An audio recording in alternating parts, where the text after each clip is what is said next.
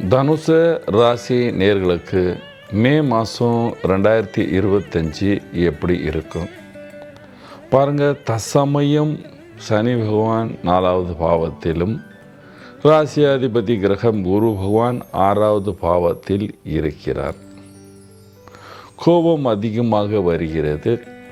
8ஆம் பாவத்தில் செவ்வாய் இருக்கும் பொழுது இரத்த சம்பந்தமான அல்லது நெமச்சல் சம்பந்தமான பிரச்சனைகள் இருக்கின்றது. எல்லா சுப காரியத்தில் தசமயம் தடை இருக்கின்றது என்று சொல்லலாம். ஆனால் குரு மாறின பிற்பாடு, ராகு கேத்து மாறின பிற்பாடு சந்தோஷம் இருக்கும். குரு பகவான் 7ஆம் பாவத்துக்கு வருகிறார். அதனால் நன்மையே செய்வார், தீமையை செய்ய மாட்டார். அதனால் பாதி மாதம் போன பிற்பாடு சந்தோஷமாக இருப்பீர்கள். ராகு கேத்து மாறுறதும் உங்களுக்கு நன்மை தான் தவிர தீமை கிடையாது. தைரியமாக இருப்பீர்கள். 11வது பாவத்தில் கிரகம் வலுவாக இருக்கும் பொழுது நல்ல லாபத்தை பார்ப்பீர்கள். சுக்கிர பகவான் உச்சமாக இருக்கிறார். ஆனால் அதோடு சனி இருக்கும் பொழுது அது உங்களுக்கு அந்த அளவுக்கு லாபத்தை கொடுக்க முடியாது. ஆனால் உங்களுக்கு சந்தோஷத்தை கொடுப்பார். வீட்டில் விருந்தாளிகள் வருவார்கள். வீட்டில் கூட்டு குடும்பமாக இருந்தால் பல பேரை போய் பார்ப்பீர்கள், விசிட் பண்ணுவீர்கள். யாராவது உங்களுக்கு தெரிஞ்சவர் அல்லது உங்களுக்கு வயதான அப்பா அம்மா யாராவது இருந்தாங்கன்னா சிறிய ஹெல்த் ப்ராப்ளம் வர்றதுக்கு வாய்ப்புகள் உள்ளன அவர்களுக்கு. அதனால் உங்களுக்கு மன கஷ்டம் இருக்கும். வியாபாரிகளுக்கு நல்ல காலம். இந்த மாதம் 15க்கு அப்புறம் ஆவரேஜாக நல்ல பணத்தை பார்ப்பீங்க, சந்தோஷமாக இருப்பீர்கள். இம்போர்ட் எக்ஸ்போர்ட் பண்ணாலும் அதில் நல்ல லாபத்தை பார்ப்பீர்கள். தைரியமாக வியாபாரம் செய்யலாம். நீங்கள் வேலைக்கு செல்றீர்கள், ஆண் பெண்ணாக இருந்தால் குருமான பிற்பாடு சந்தோஷமான செய்திகள் காத்து கொண்டு இருக்கின்றது என்று சொல்லலாம்.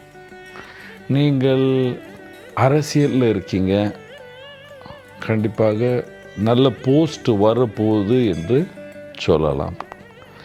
நீங்கள் ஸ்டூடெண்ட்டாக இருக்கிறீர்கள், கண்டிப்பாக good result is going to come for you இல்லையா?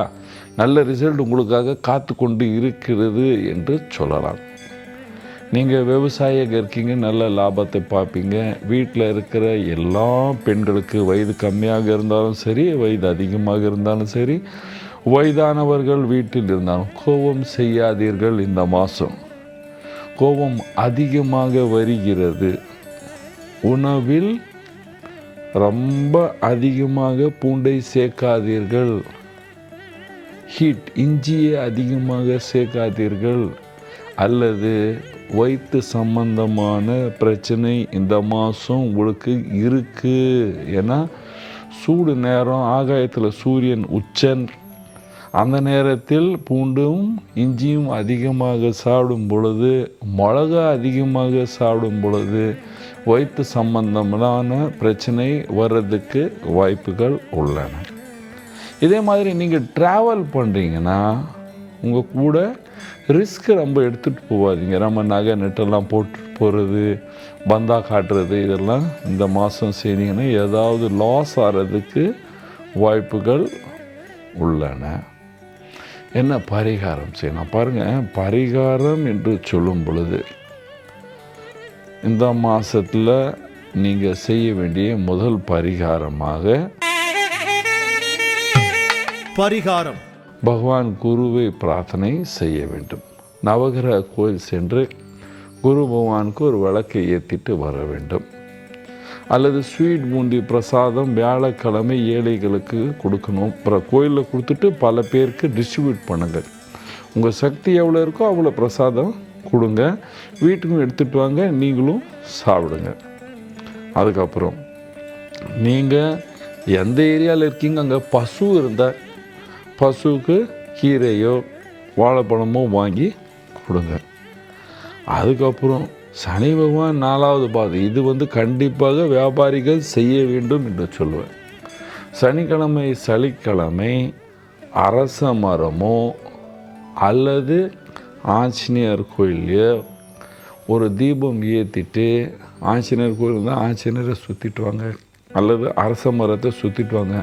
அரச மரத்துக்கு கீழே விநாயகர் இருக்கிறாரு, அதே நேரம் ஆஞ்சநேயரும் சில இடத்துல இருக்காங்க.